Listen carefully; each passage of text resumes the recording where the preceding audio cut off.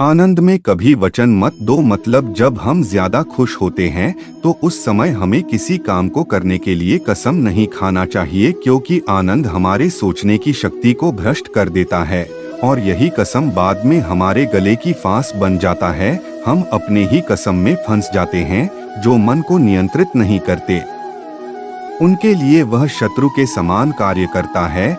जब भी हमें गुस्सा आए तब हमारे लिए यही अच्छा रहता है कि हम अपने गुस्से का त्याग कर दे। अगर गुस्से को हम त्याग नहीं सकते तो हमारे लिए मौन रहना ही उचित है, क्योंकि क्रोध के समय में बोल तुम उसके लिए शोक करते हो जो शोक करने के योग्य नहीं है, और फिर भी ज्ञान की बातें करते हो। बुद्धिमान व्यक्ति ना जीवित और ना ही मृत व्यक्ति के लिए शोक करते हैं।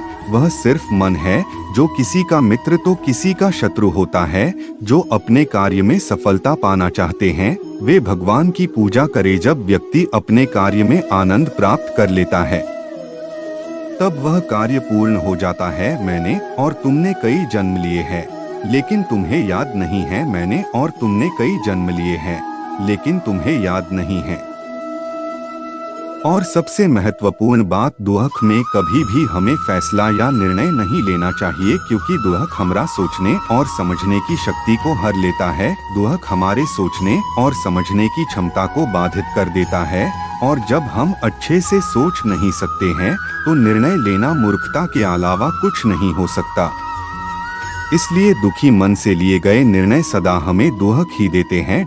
एक ज्ञानवान व्यक्ति कभी भी कामुक सुख में आनंद नहीं लेता। सभी कर्तव्यों को पूरा करके मेरी शरण में आ जाओ। जो वास्तविक नहीं है उससे कभी भी मत डरो। जो व्यक्ति संदेह करता है उसे कही, जिसने अपने मन पर विजय प्राप्त कर ली है उसके लिए मन सबसे अच्छा मित्र है, लेकिन जो ऐसा करने में विफल रहा है उसके लिए मन सबसे बड़ा शत्रु है।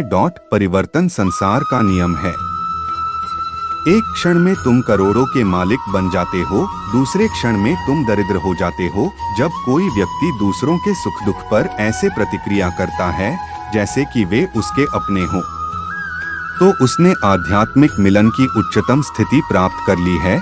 पुरस्कार के लिए काम मत करो, लेकिन अपना काम करना कभी मत छोड़ो। जब आपका कर्म ही पूजा